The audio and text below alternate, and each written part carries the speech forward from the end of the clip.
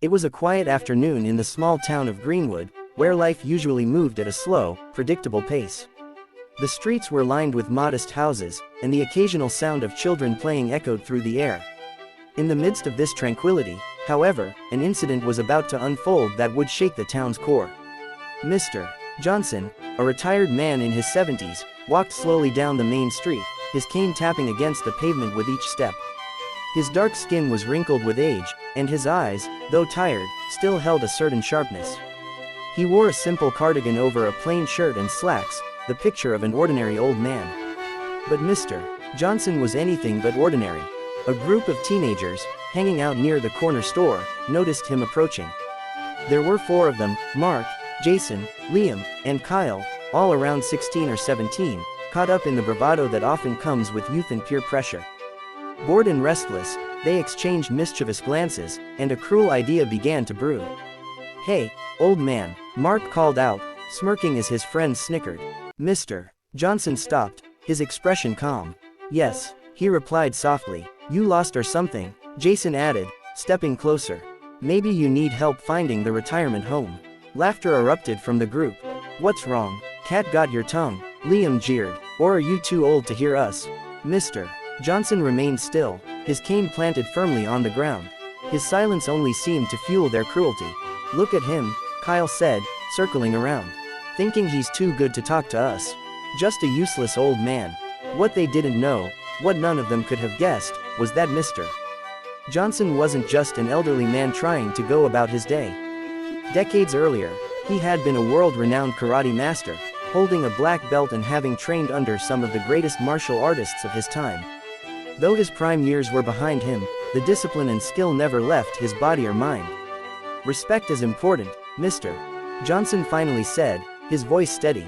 "You should be careful how you treat others." Mark laughed. "Or what, you gonna lecture us to death?" The teenagers closed in, clearly underestimating him. One of them reached out, shoving Mr. Johnson's shoulder lightly, but enough to test the waters. In a flash, so quick that the boys barely registered what happened, Mr. Johnson's hand moved, grabbing the boy's wrist with a grip like iron. Before Mark could react, Mr. Johnson twisted it just enough to make him yelp and step back.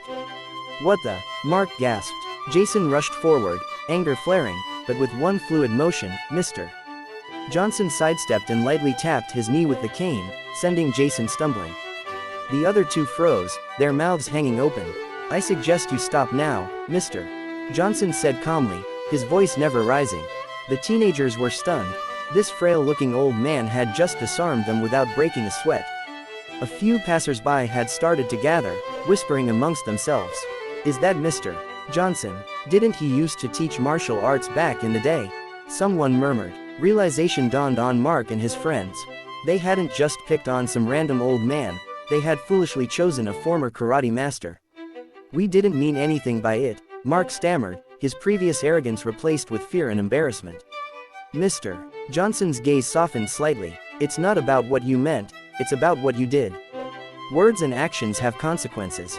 The crowd grew, and the boys, now humiliated, backed away. "We're sorry," Kyle muttered, looking down. Mr.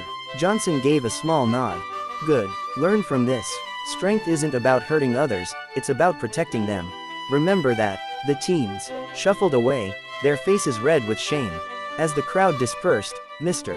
Johnson adjusted his cardigan, tapped his cane twice on the pavement, and continued on his way, his sharp eyes scanning the horizon. The quiet afternoon in Greenwood resumed, but those who witnessed the event would never forget the day an old man reminded everyone that true strength lies not in age or appearance, but in the spirit within.